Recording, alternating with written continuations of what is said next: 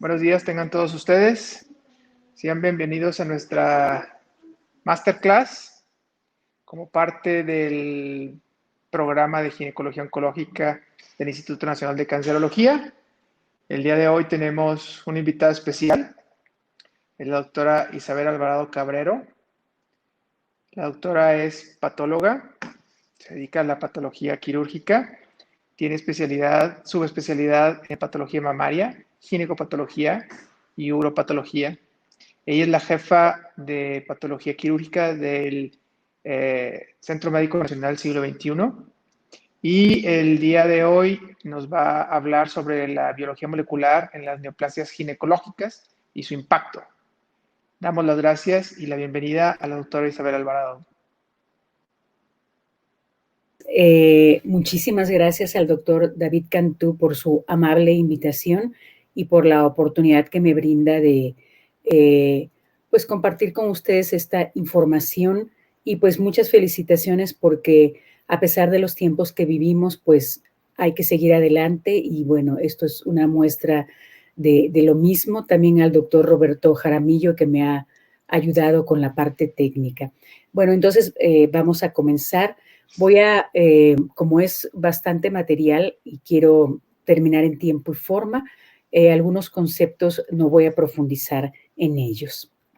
Rápidamente, para nuestra audiencia, todas sus preguntas, por favor, pónganlas en el chat y al final de la presentación las vamos a ir haciendo a la doctora Alvarado. Adelante, Isabel. Gracias, David. Bueno, es importante señalar que ha habido grandes avances en el tratamiento del cáncer y esto sobre todo desde el punto de vista farmacológico, pero sobre todo por los descubrimientos en la biología molecular. Es importante en términos generales señalar que el cáncer ginecológico recurrente o metastásico es el que en el 2018 causó más de 1 millón de nuevos casos y más de 580,000 muertes. Las defunciones generalmente se deben a una de las neoplasias más letales, que es el carcinoma de ovario, pero también, como vamos a ver a lo largo de esta plática, el cáncer de endometrio puede tener formas muy agresivas y qué decir de los carcinomas cervicales avanzados.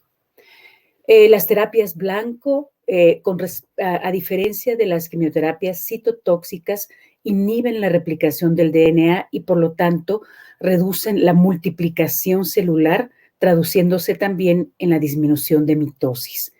Las terapias blanco atacan a la molécula inicial que se muta, así como también a todas las mutaciones que puede haber en las vías de señalización.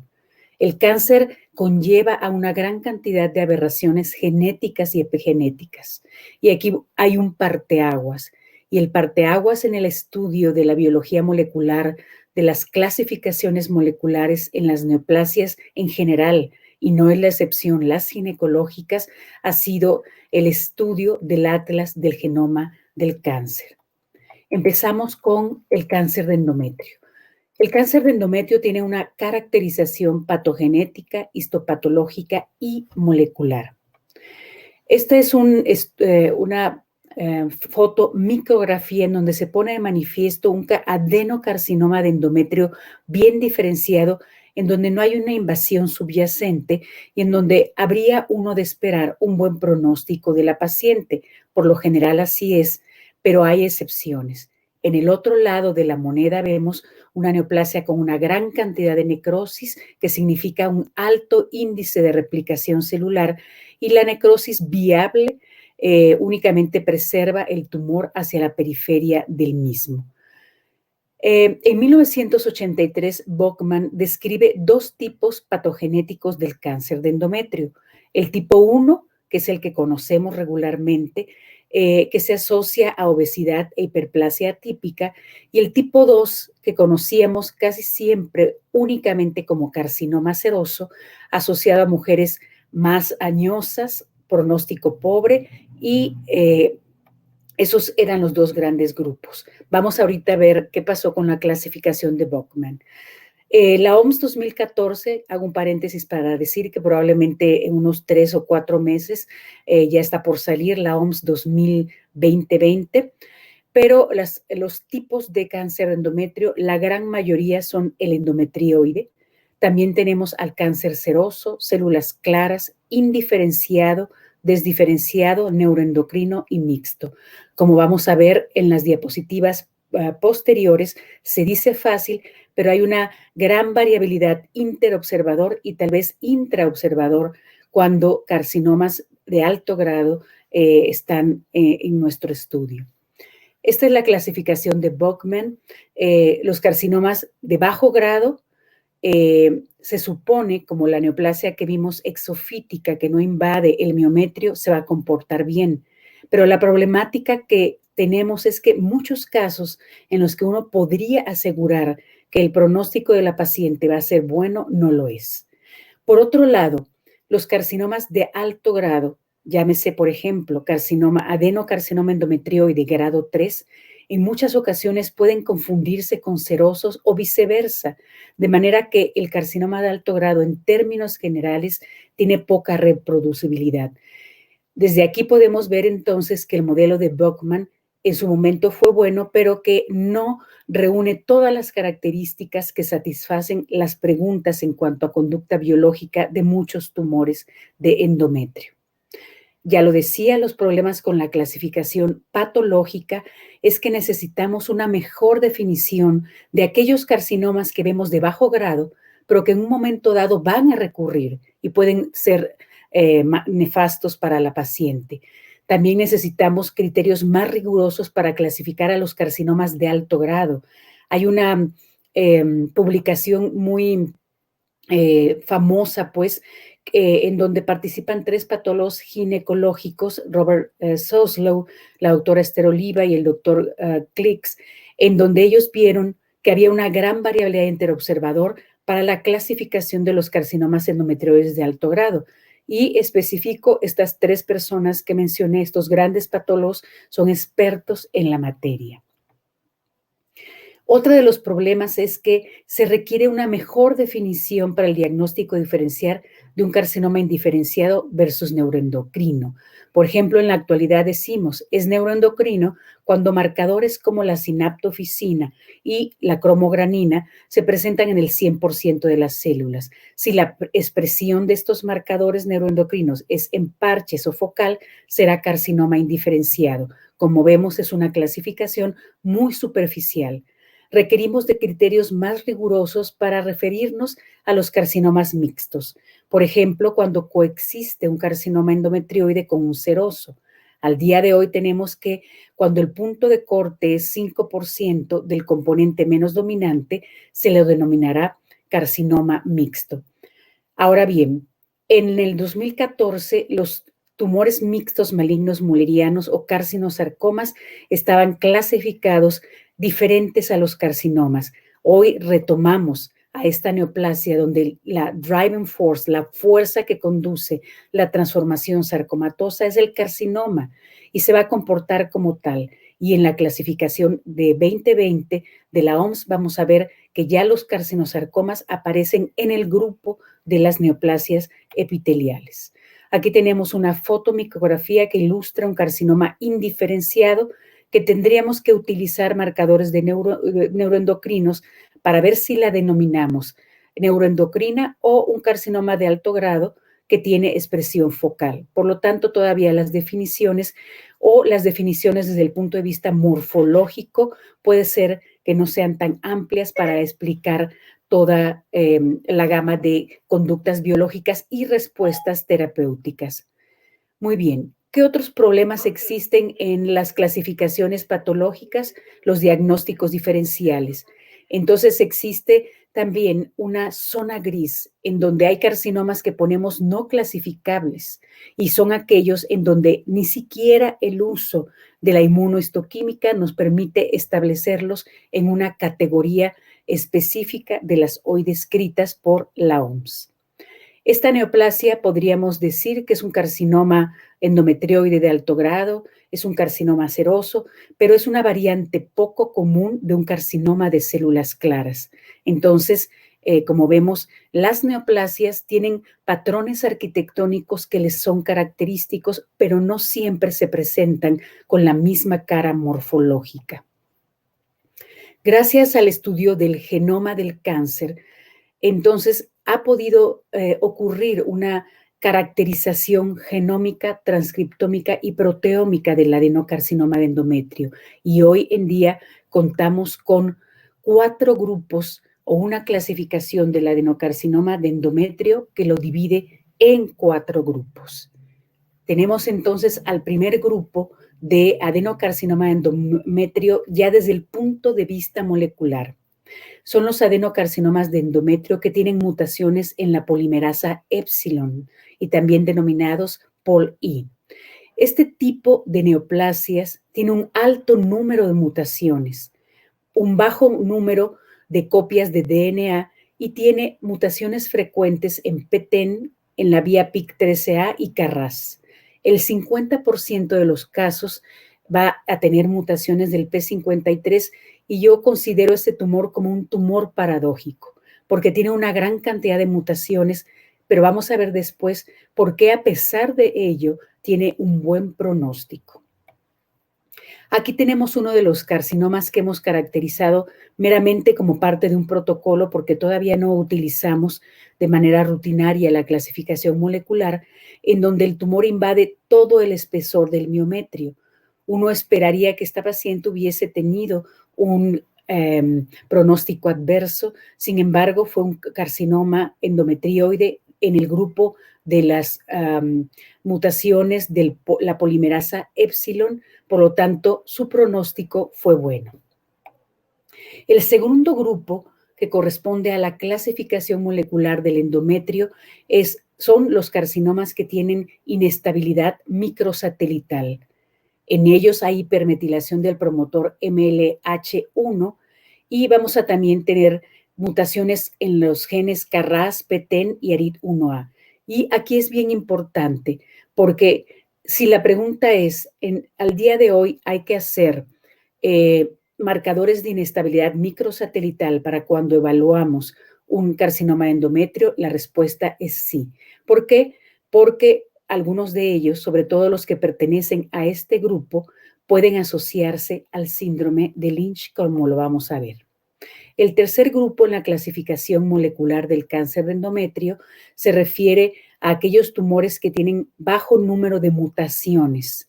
Van a ser tumores generalmente grado 1 y 2, bien diferenciados, y van a tener un curso clínico intermedio.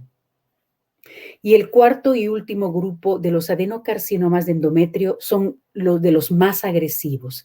Este tipo de tumores tiene una gran cantidad de copias de DNA. Va a tener, y esto lo caracteriza y nos puede ayudar en su diagnóstico, mutaciones frecuentes en P53, en PP2R1A y corresponde a la cuarta parte de los tumores. Son tumores de mal pronóstico, el carcinoma seroso sí o sí pertenece a este grupo y algunos adenocarcinomas endometrioides de alto grado. Si la pregunta ¿es posible por morfología suponer cuál es el grupo molecular al que pertenecen los carcinomas? La respuesta es no. En muchas ocasiones uno puede decir, bueno, este es un adenocarcinoma grado 1, le va a ir a la paciente bien, pero no podemos hacer una traducción exacta, morfológica, con respecto a el tipo molecular del adenocarcinoma de endometrio. Vean ustedes el número de genes mutados por cada grupo de tumor y vean los adenocarcinomas endometrioides con mutaciones en la polimerasa epsilon. Tienen 190 genes mutados, comparándolos con aquellos que tienen alto número de copias versus 8. Bueno, se comenta que el buen pronóstico de los adenocarcinomas con mutación de la polimerasa epsilon es debido a que tienen tal cantidad de mutaciones que el tumor mismo ya no puede crecer. Es algo paradójico, pero así sucede. El tumor, los carcinomas con mutaciones POLI van a tener algunos de ellos ciertas características morfológicas y también clínicas. Muchos están en estadios iniciales, en estadio 1, y vamos a ver que desde el punto de vista morfológico, los carcinomas con mutaciones en la polimerasa épsilon pueden presentarse asociados a esta gran cantidad de linfocitos. Algunos autores mencionan que incluso estos folículos linfoides asociados al carcinoma de endometrio tienen una morfología similar a como cuando uno observa una enfermedad de Crohn, y entonces estos tumores pueden también asociarse a síndrome de Lynch. Cuando nosotros vemos una morfología como esta, en donde hay células que remedan al sincicio trofoblasto, generalmente son tumores que pertenecen a los adenocarcinomas endometrioides con mutaciones en la polimerasa épsilon. Pero a excepción de estos rasgos morfológicos característicos, no siempre vamos a encontrarlos, y por lo tanto, lo que sí quiero hacer mención es que no por morfología, en todos los casos uno puede decir, así, este tumor corresponde a la categoría polymutated. Estos tumores van a ser ricos en linfocitos T, ¿cuáles? Los CD8 positivos. Por lo tanto, aquí abrimos la pregunta, ¿será que estas pacientes en un momento dado sean un buen subgrupo para ser tratadas con inmunoterapia? Muy bien.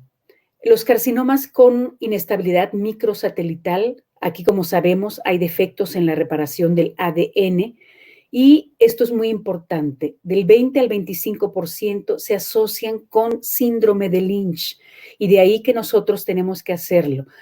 Actualmente, uno debe hacer este tipo de marcadores que se puede hacer por inmunohistoquímica por dos motivos: por la posibilidad de síndrome de Lynch y por los tratamientos. Hemos visto que en la nueva era de la inmunoterapia, en este renacimiento de la inmunoterapia, porque no es nuevo, pero ahora hay un renacimiento de la inmunoterapia y el tratamiento de los carcinomas, es importante saber si hay mutaciones o alteraciones en las marcadores de la inestabilidad microsatelital, también desde el punto de vista terapéutico.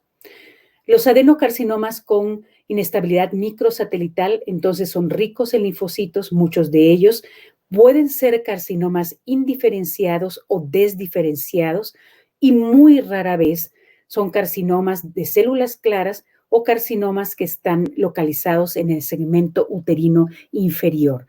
Entonces vean ustedes que no todos son endometrioides. Un carcinoma desdiferenciado, lo digo rápido porque no viene después, es aquel que tiene un adenocarcinoma bien diferenciado y que de pronto y de forma súbita se transforma en un carcinoma indiferenciado.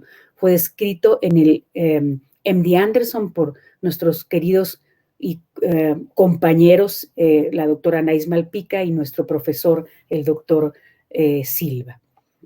Vemos una fotomicrografía que ilustra este tipo de adenocarcinomas que se destacan por los famosos TILs, es decir, los linfocitos que colonizan a los elementos epiteliales.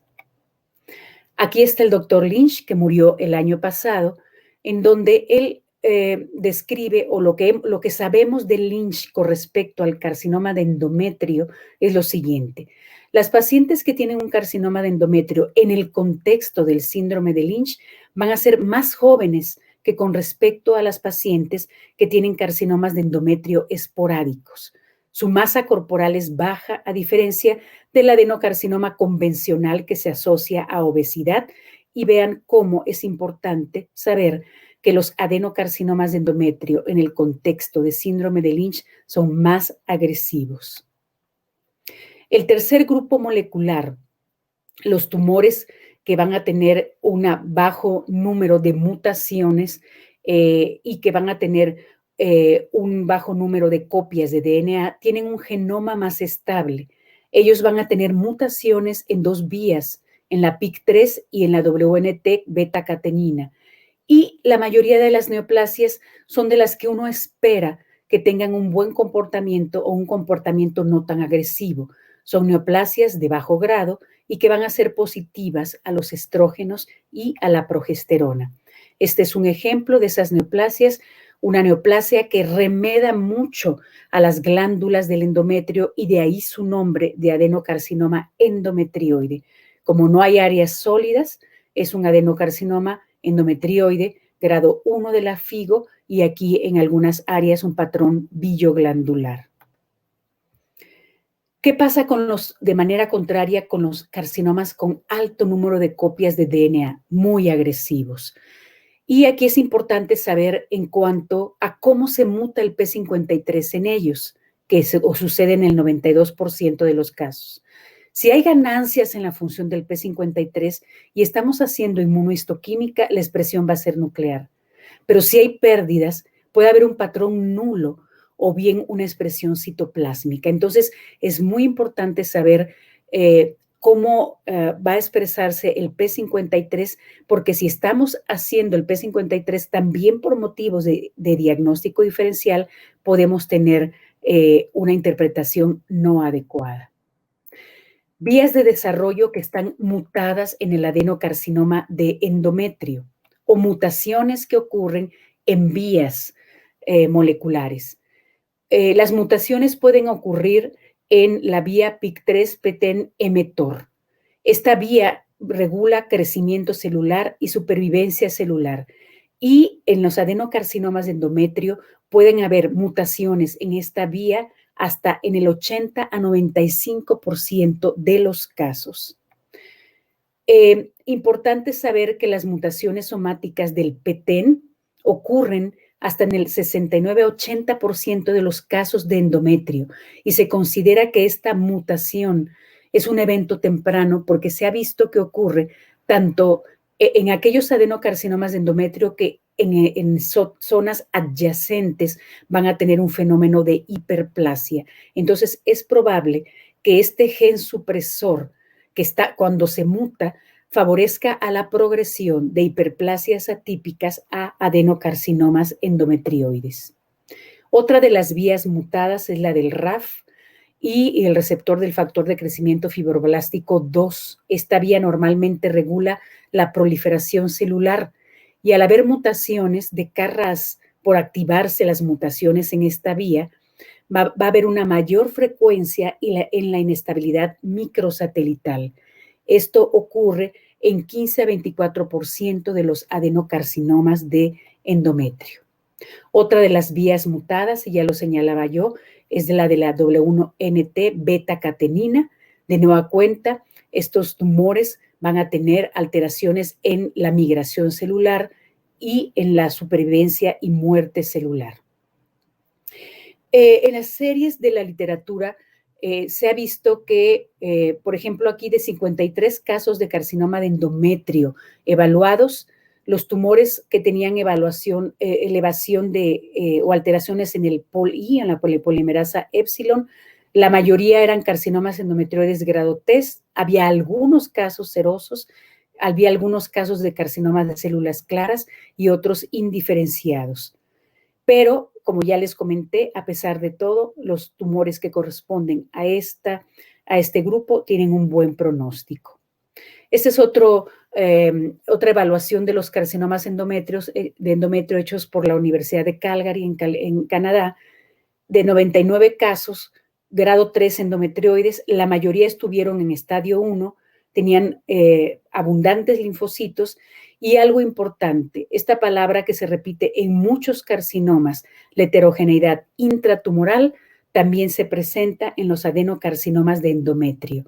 Y en muchos de estos casos encontrados por la Universidad de Canadá, en Calgary, vieron que habían varios endometrios que se habían clasificado o adenocarcinomas de endometrio clasificados como con ambigüedad morfológica. Vemos en estas diapositivas entonces que no podemos por morfología todas y cada una de las veces decir, este carcinoma es poli, este carcinoma es con bajo número de copias, etcétera. Algo muy importante es estos nuevos paradigmas, aplicarlos al tratamiento, y es lo que se ha tratado de hacer. Y entonces se han descrito varios tipos de esquemas en donde se introducen el riesgo de la paciente tomando en cuenta factores clínicos, tomando en cuenta, por supuesto, factores patológicos como el estadio de la enfermedad, el tipo de tumor, el grado de diferenciación y la invasión linfovascular. Entonces la pregunta es, a través del estudio molecular de estos carcinomas de endometrio, ¿puede modificarse la terapéutica? ¿Puede modificarse el pronóstico? Y la respuesta hasta lo que va ahora estudiado es que sí. Hay algunos tumores, ya lo vimos, que pueden ser menos agresivos cuando los factores moleculares son favorables, por ejemplo, los adenocarcinomas POLI. Y hay tumores, aquellos que pertenecen a los carcinomas que tienen alto número de mutaciones en el P53, carcinomas serosos, por ejemplo, con altos números de copias de DNA que van a tener un mal pronóstico. En estos ensayos clínicos, por ejemplo, el Portex 4A, que fueron de los primeros que se empezaron a hacer gracias a la incorporación de factores morfológicos, clínicos y moleculares, se observó que sí podría establecerse el riesgo de cada paciente y ciertas modificaciones tanto en la radioterapia externa como en la braquiterapia. Se vio en el estudio Portex 1 que la polimerasa epsilon son de buen pronóstico, la supervivencia, vean, de estos carcinomas de endometrio, aun cuando a veces invadan todo el miometrio, como un caso que vimos, es del 100% y generalmente pueden responder de manera adecuada a los tratamientos adyuvantes y en casos avanzados o metastásicos por las fotomicrografías que ya vimos y porque la inmunogenicidad es alta en estos tumores, podría en un momento dado utilizarse la inmunoterapia. Pasamos ahora al cáncer de ovario.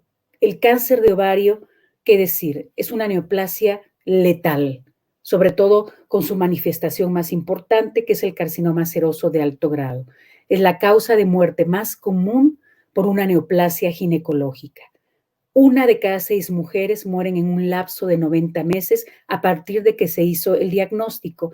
Y cuando hablo de esto, generalmente me refiero al carcinoma más común del ovario, que es el carcinoma seroso de alto grado. Desafortunadamente, y como la vamos a ver, los tumores no van a tener manifestaciones muy importantes, generalmente tienen manifestaciones que se confunden con una enfermedad benigna o incluso con alteraciones del tracto gastrointestinal. Hasta hoy, los 5 tipos más importantes de cáncer de ovario que se conocen son los siguientes. El más común, el carcinoma seroso de alto grado, representa el 70% de los casos. El carcinoma endometrioide del ovario, 10% de los casos. El carcinoma de células claras, 10%. El carcinoma mucinoso, 3%. Y el carcinoma seroso de bajo grado, menos del 5%.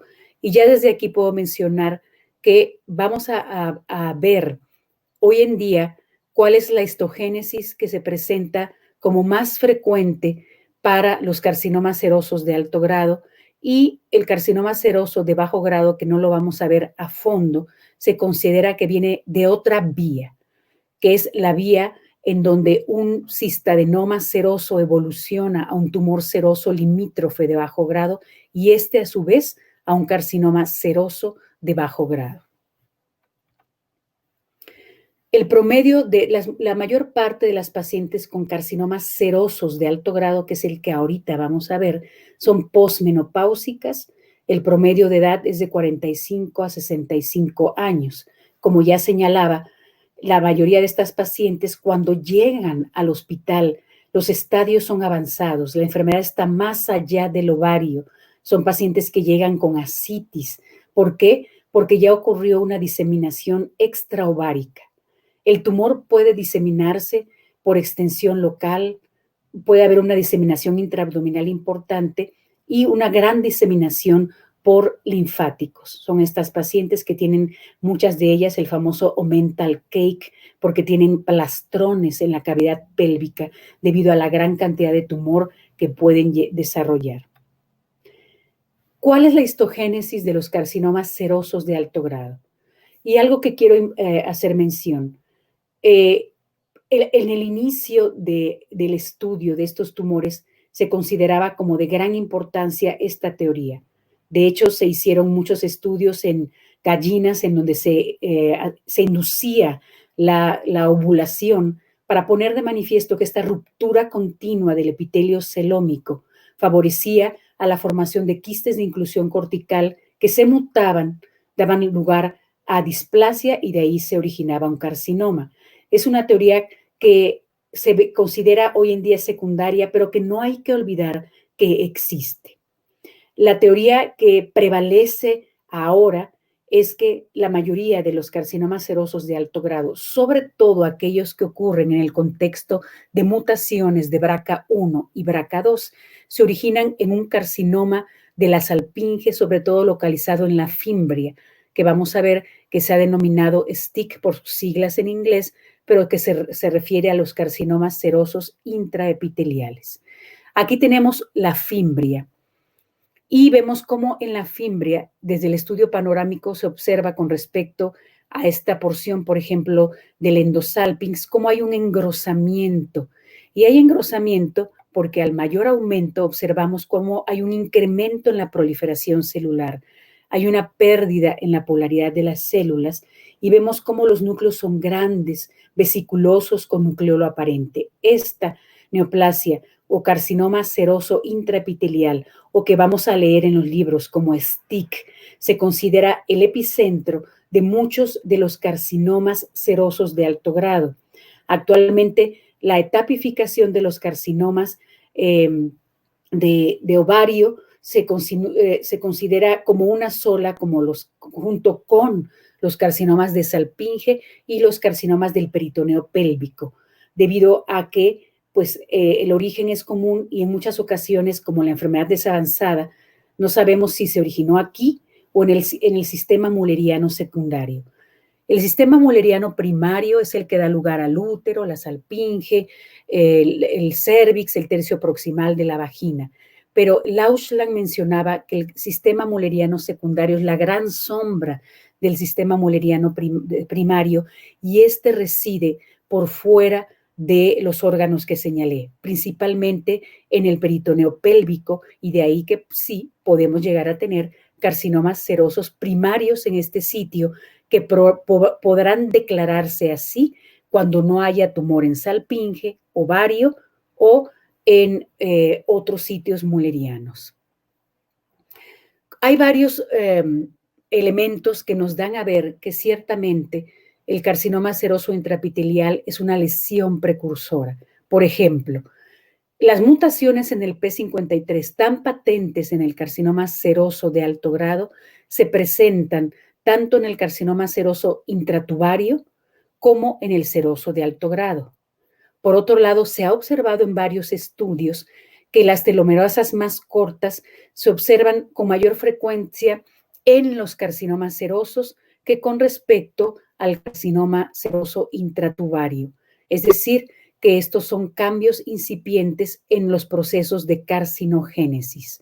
Otro elemento que nos hace ver el papel precursor de la lesión que se ubica en la salpinge es el que esta va a tener menor número de centrómeros con respecto al carcinoma seroso de alto grado. Algo muy importante, porque es importante también desde el punto de vista sindrómico, por lo que la paciente puede llegar a presentar, y desde el punto de vista terapéutico hoy en día, es si la paciente es o no portadora de mutaciones en los BRCAs. Entonces, vemos que cuando la paciente tiene mutaciones en los BRCA1, 40-60% de los casos se pueden asociar con carcinomas serosos pélvicos. Cuando la paciente tiene mutaciones BRCA2, se puede asociar 10-30% de los casos con carcinoma ovárico. Entonces, ¿cómo se descubre esto? ¿Cómo se descubre o cómo se revisita este término, este concepto? Puesto que en muchas pacientes con cáncer de mama se realizan salpingo-oophorectomías reductoras de riesgo y es ahí donde se descubre con frecuencia la presencia de carcinomas serosos intratubarios o el STIC, hasta en el 10-15% de los casos. Ahora, La incidencia en ese punto de los BRCAs sin mutaciones o alteraciones en el carcinoma seroso intratubario era desconocido, pero ya hay más estudios. ¿Qué podemos decir de este carcinoma seroso intraepitelial que hoy se considera como el epicentro de los carcinomas serosos pélvicos, ovario, peritoneo pélvico? Bueno, que la población general de pacientes con cáncer de ovario no va a tener mutaciones en los genes BRCA. Y cuando varios autores estudiaron la posibilidad de mutaciones en las pacientes con STIC, vieron que Kindleberg observó 35 a 50% de las pacientes sin mutaciones en BRCA1 o BRCA2 tenían STIC en la fimbria. Carlson observó que el 47% de las pacientes sin mutaciones BRCA1 o 2 podrían presentar carcinoma seroso intraepitelial. Horn, 35% de los casos. Entonces, es importante señalar que en virtud de que la gran mayoría de las pacientes van a tener el STIC cuando tienen mutaciones BRCA, pero ya estos autores demostraron que también pueden presentarse en pacientes sin mutaciones BRCA todos los especímenes de salpingectomías o salpingoforectomías van a trabajarse de esta forma. O sea, hoy en día ya las salpinges, si la pregunta es solo algunas, no, todas las salpinges van a trabajarse en este protocolo que se llamó CFIM debido a las siglas en inglés, que significa que la fimbria va a ser trabajada de esta forma, como si fuera un cono cervical, porque en la fimbria es el sitio en el que se presenta con mayor frecuencia el carcinoma seroso intratubario, intraepitelial, pero también puede presentarse en otros sitios de la salpinge, y es por eso que uno debe de submitir a evaluación a toda la salpinge cortada de esta forma. De esta forma, uno puede evaluar de manera más extensa a la mucosa del endosalpinx y se reduce el riesgo de que nosotros perdamos la oportunidad de encontrar un carcinoma seroso intraepitelial. Y digo intraepitelial porque no es in situ. No es un carcinoma in situ. ¿Por qué? Porque se puede tener a una paciente con una gran carcinomatosis peritoneal y es muy probable que no haya tumor en el ovario, pero que tal vez el sitio de origen fue la fimbria. Entonces no es un carcinoma in situ, es un carcinoma intraepitelial. Así como cuando pasamos otra vez el endometrio, encontramos carcinomas serosos en la superficie. El epitelio de superficie del endometrio no es un carcinoma in situ, es un carcinoma intraepitelial, porque aunque no tengamos una lesión invasora, esta neoplasia tiene una gran posibilidad de movilidad. Entonces, a través de la salpinge se puede sembrar en el peritoneo pélvico o en los ovarios.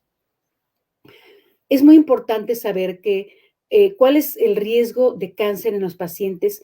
Sabemos que en las BRCA1 hay riesgo de cáncer, pero también en los pacientes que tienen mutaciones en BRCA2. Cuando las pacientes tienen mutaciones en BRCA2, se eleva la posibilidad de un cáncer de mama en el 40 a 85% de los casos. De cáncer de ovario, 10 a 27%, pero también en el hombre puede haber un 6% con respecto a la población general, riesgo de cáncer de mama, y se ha visto también ya riesgos en otro tipo de carcinomas como el de próstata, laringe y páncreas.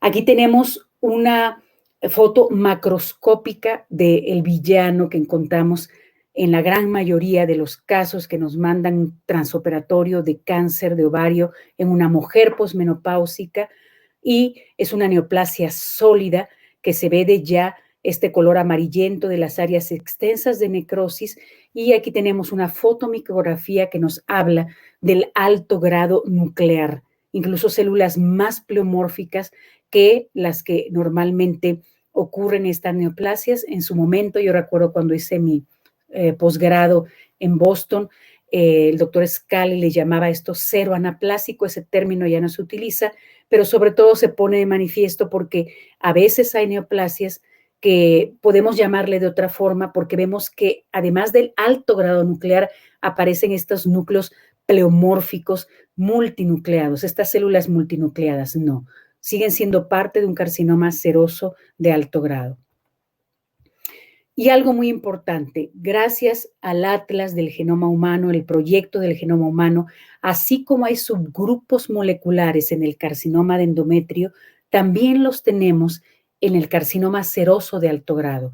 La clasificación molecular de los carcinomas serosos de alto grado los divide en carcinomas de tipo, esos son moleculares, inmunoreactivos, ahorita vamos a verlos, proliferativos, diferenciados y mesenquimales. Esto verdaderamente es algo asombroso y un parteaguas, el hecho de que ya en la actualidad tengamos también clasificación molecular para los carcinomas serosos de alto grado del ovario.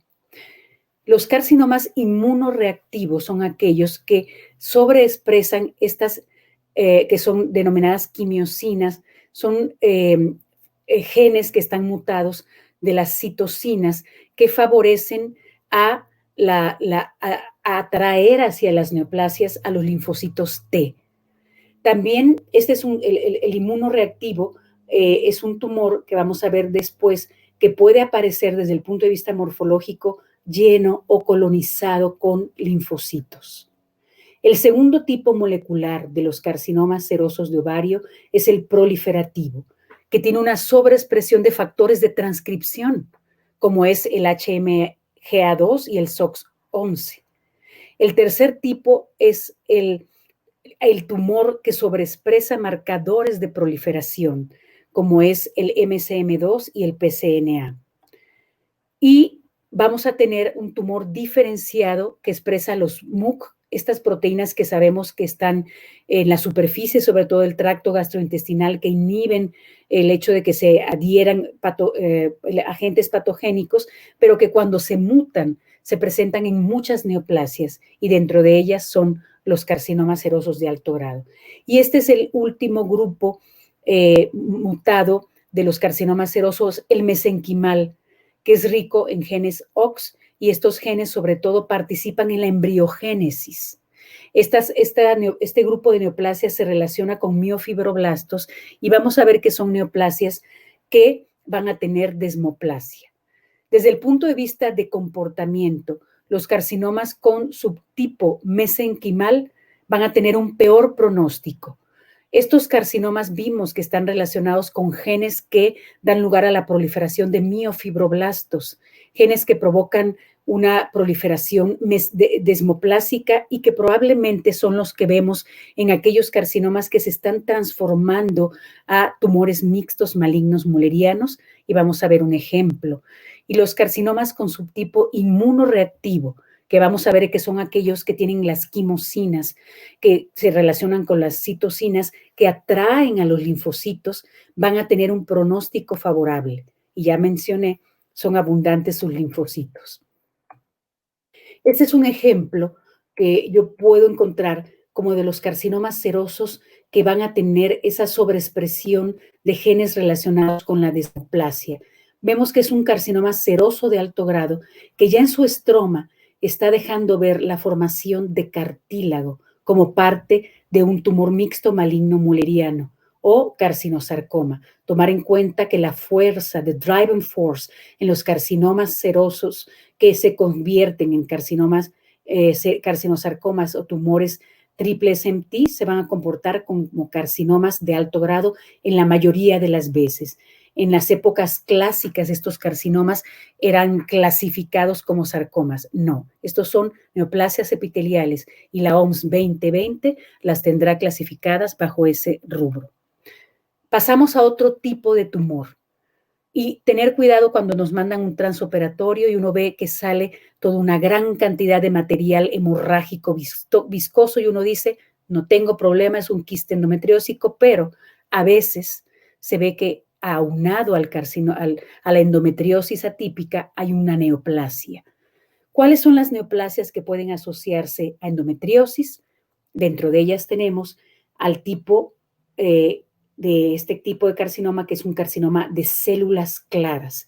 El carcinoma de células claras tiene múltiples, una gran cantidad de caras morfológicas. Aquí pongo de las más comunes, que son papilas pequeñas con este centro hialino, Y como dice la doctora Terry Longacre, que está en Stanford, a veces en los carcinomas de células claras, las células son más eosinófilas que claras.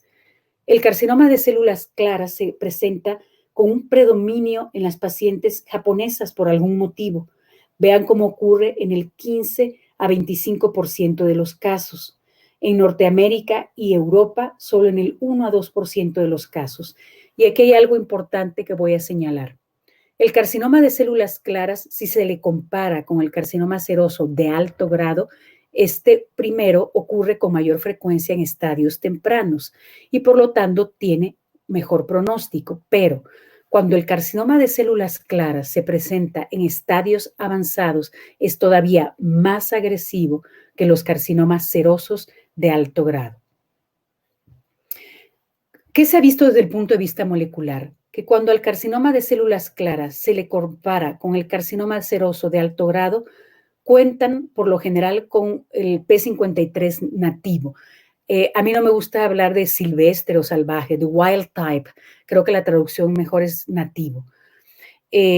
Rara vez los carcinomas de células claras, muy rara vez presentan, a diferencia del seroso de alto grado, mutaciones en BRCA1 y BRCA2 y se asocian muy rara vez con cáncer de mama. Y esto es bien importante desde el punto de vista no tan solo de progresión, no tan solo de la oncogénesis, pero terapéutico. La mutación de las más comunes que se presentan en los carcinomas de células claras ocurren en el ARID1A y también en esta vía que anda en todos lados, hasta en la mama, en el PIK3CA. También hay pérdida de la proteína BRAF 250 y fíjense, tanto las mutaciones en ARID1A como las pérdidas de la proteína BRAF 250 se ha encontrado tanto en la endometriosis como en los carcinomas de células claras, dándonos a ver que la endometriosis sí o sí puede ser un precursor de este tipo de carcinomas. No digo que siempre, pero sí lo puede llegar a ser. Muy bien, aquí tenemos un quiste endometriósico en donde aquí no hay problema, es una endometriosis, pero entonces hay que evaluar muy bien este tipo de tumores. Ese quiste endometriósico precedió a otra neoplasia de ovario, a la que le da lugar al adenocarcinoma endometrioide del ovario.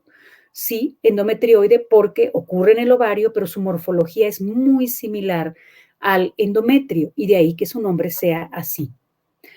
El carcinoma endometrioide es algo bien importante porque sobre todo cuando nuestros compañeros clínicos nos preguntan dónde fue el primario, en endometrio o en el ovario, hay que saber que los carcinomas endometrioides de ovario se presentan muchas veces coexistiendo de manera multicéntrica con adenocarcinomas de endometrio.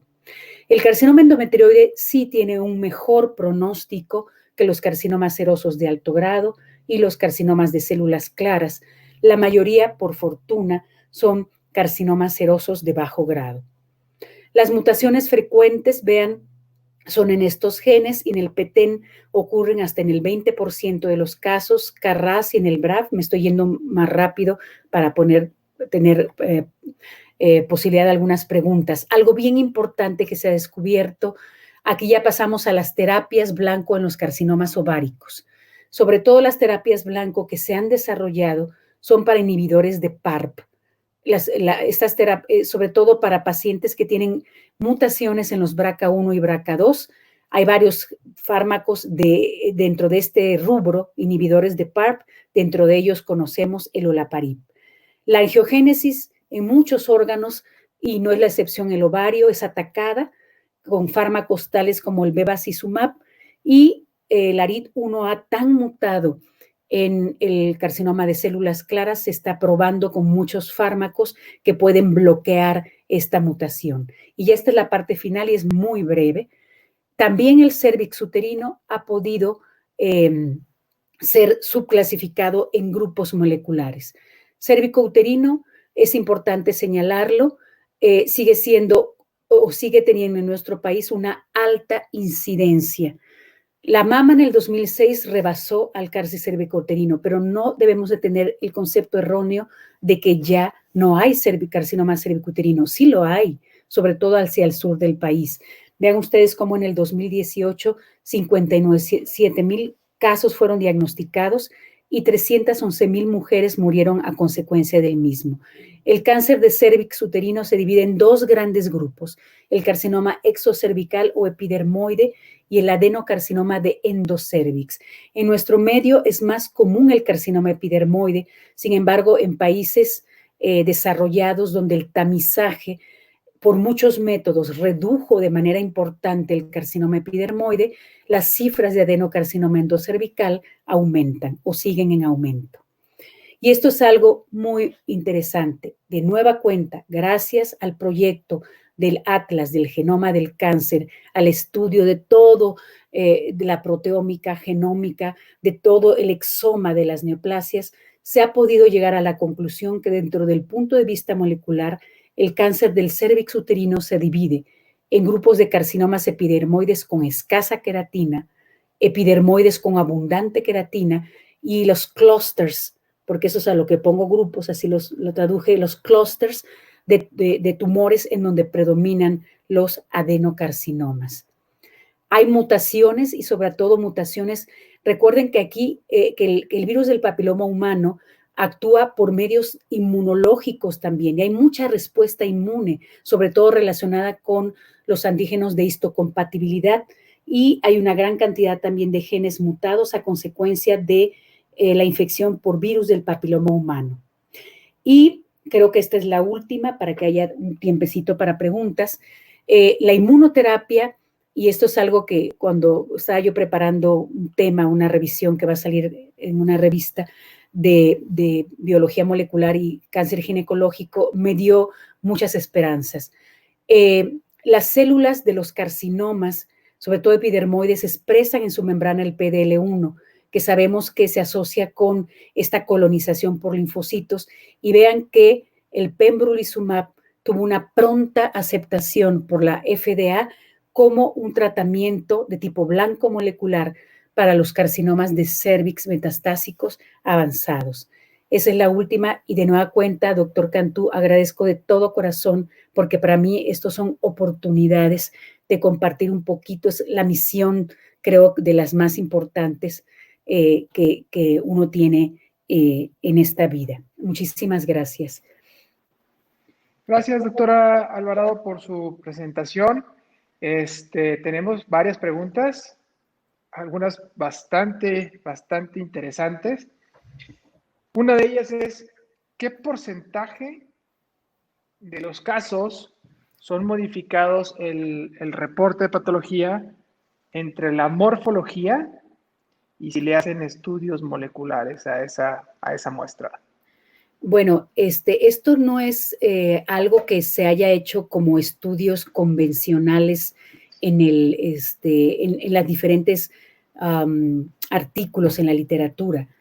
Pero como vuelvo a mencionar, hay ciertos tipos que uno diría, por ejemplo, los tumores que están endometriales, vamos a poner ese ejemplo, que tienen gran cantidad de linfocitos, casi parece una enfermedad de Crohn.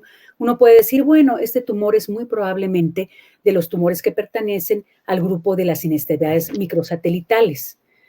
Otro tipo de tumores, los carcinomas serosos de alto grado, bueno, esos van a ser poli, pero desafortunadamente el resto de carcinomas de endometrio que no tienen esas morfologías tan patentes y marcadas, no se reproducen digamos, de manera exacta con los carcinomas, con los subgrupos moleculares. No hay estudios específicos con relación a eso, pero yo diría que en menos del 10% de los casos. Es decir, que no puede uno decir como en la mama, bueno, el triple negativo va a ser un tumor que corresponde a un carcinoma ductal de alto grado que tiene, no es posible, es decir, hay que hacer clasificación molecular para aquellos tumores endometrioides, digamos, grado 2, 3 sobre todo. De otra forma, o dicho de otra forma, ¿en qué tipos de tumores voy a utilizar la clasificación molecular? Los carcinomas de endometrio de alto grado. Los endometrioides de alto grado, aquellos carcinomas que no sé, ni siquiera supe por inmunohistoquímica si son serosos endometrioides o de células claras, o aquellos carcinomas ambiguos que por morfología e inmunohistoquímica no llegué a establecer de qué tipo son. No sé si eso responde a la pregunta.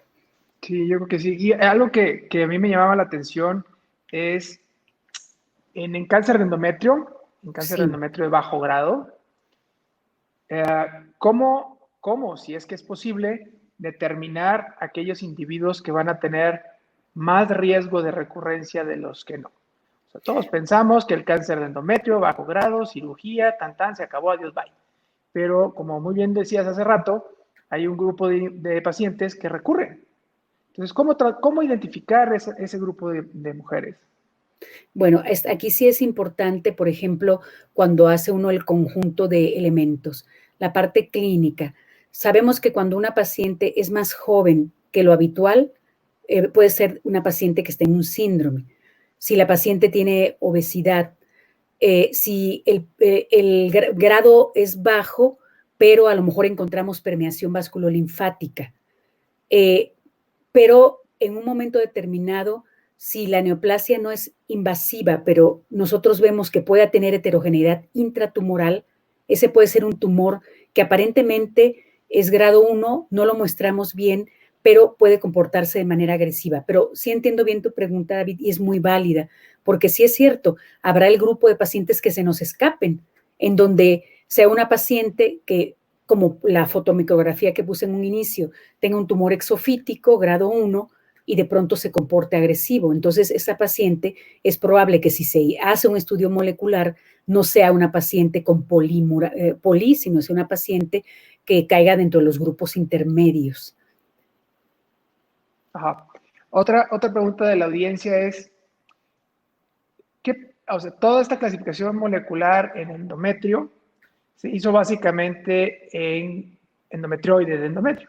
Correcto, sí. Pero ¿qué pasa con los carcinosarcomas y otras histologías que son más raras? ¿Esta clasificación molecular es aplicable? ¿En Los qué grupo entrarían o no tiene sentido estarles buscando a estas histologías desfavorables? Pues la respuesta es que no, porque los carcinosarcomas generalmente son neoplasias muy agresivas. El carcinoma que subyace a un carcinosarcoma en muchas ocasiones es un endometrioide grado 3 o un carcinoma seroso.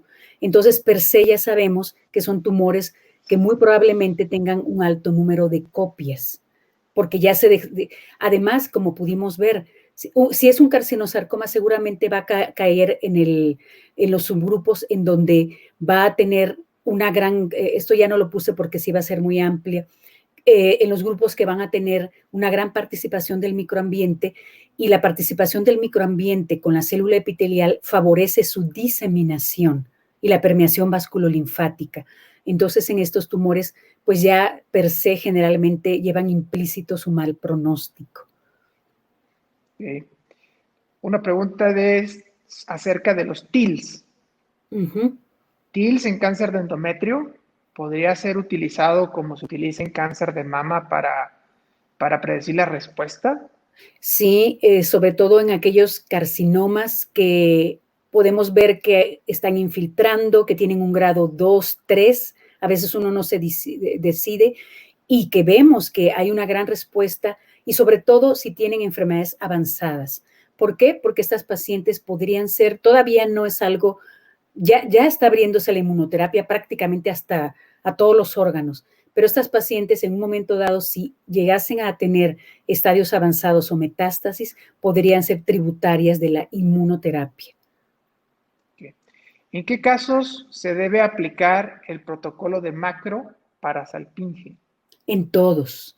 O sea, en un inicio se mencionó que únicamente aquellas pacientes que tenían cáncer de ovario, menores de 40 años, que muy probablemente tenían los BRCAs mutados, pero hoy sabemos que aún en casos esporádicos puede haber un carcinoma seroso intratubario. Entonces, el protocolo hoy se debe utilizar en todos los casos de salpinges. Incluso uno diría, bueno, aún en las salpinges que se han quitado en mujeres para no tener más hijos, pues en todos. Actualmente se conoce que la salpinge debe trabajarse con ese protocolo en todos los casos. Okay. Y el patrón de reacción linfocitaria en el caso de cáncer de endometrio y POLI en cáncer de cérvix epidermoide, se ha visto esta asociación en comparación con otras neoplasias donde se utiliza la inmunoterapia, por ejemplo, melanoma y cáncer renal.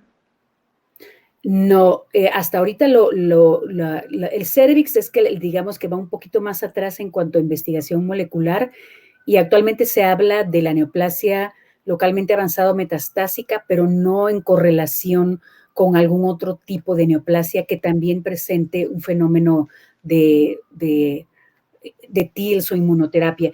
Es importante mencionar lo siguiente, que lo hemos visto en varios ejemplos.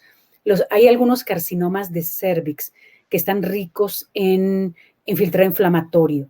Y en muchas ocasiones uno ve que en las metástasis hay una gran cantidad también de linfocitos. O sea, que este tipo de carcinomas, la parte de la inmunoterapia es muy fuerte. ¿Por qué?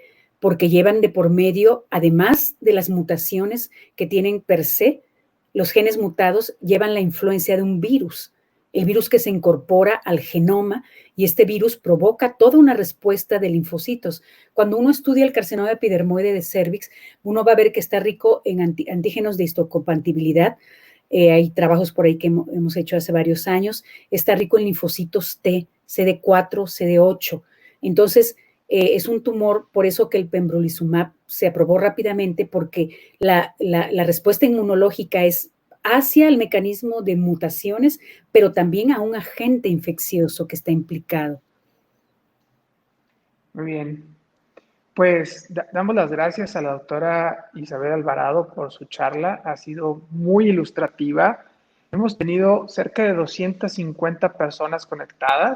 Para una clase de esta naturaleza, creo que es todo un éxito.